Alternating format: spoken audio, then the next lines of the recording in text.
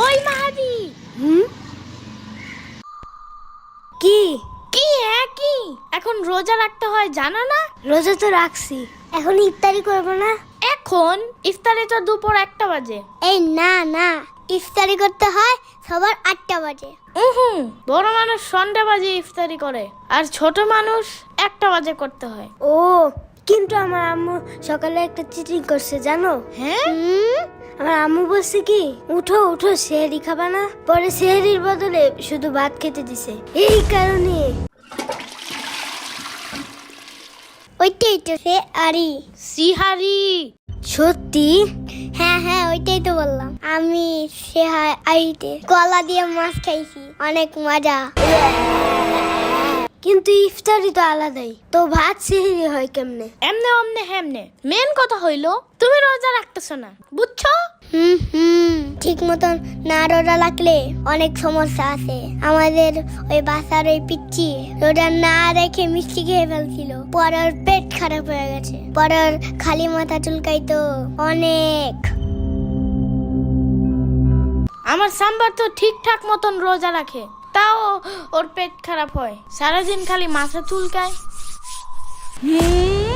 তার মানে সাম্বার বাচ্চা রোজা রাখে না ঠিক মতো? লোকে তাইলে সবকিছু তাইলে ওই খায়। আমার কেকও খাইছিল, আর দোষ দিছে নিশিভূতের। সাম্বারে দেখলে কেমন জানি মনে হয় কি রোজা রাখে নাই। ওরে দেখলেই মনে হয় মাত্রই খাইছে কি জানি। বাট মাহাদি, হ্যাঁ তুমি কিন্তু ঠিকঠাক রোজা রাখতেছ না, বুঝছো? এগুলো ভালো না। কারণ আমার আম্মু বলছে ঠিক মতন রোজা রেখে দুপুর 1টায় যদি ইফতারি না করে তাহলে নিশিভূত আইসা পড়ে। রাইট। বাট দুপুরে 1টায় না, আমার আম্মু বলছে সকাল 8টা বাজে ইফতার করতে হয়, সকাল 9টা বাজে খেলে আরেকটা রোজা রাখা যায়। আলো তুমি ব্যাপারটা বুঝতেছো না। তোমারে আমার আম্মুর কাছে নিয়ে যাবো না, দেখো পরে নিজেই জানতে পারবে। আচ্ছা ঠিক আছে, দা বলে।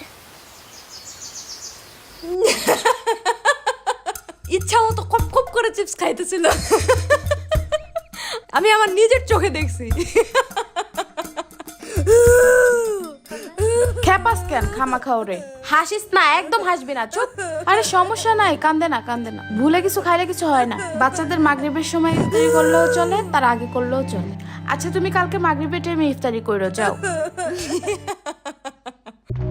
সাম্বার বাচ্চা, আমিও জানি তুমি ঠিক মতন রোজা রাখো না। হ্যাঁ, এই জন্যই খালি তোমার পেট খারাপ হয়, আর সারাদিন খালি তোমার মাথা চুলকায় যাই থাকে। রোজা না রাখলে মাথা চুলকায়? বিশ্বাস না হইলে আলুরে জিজ্ঞাসা কইরো।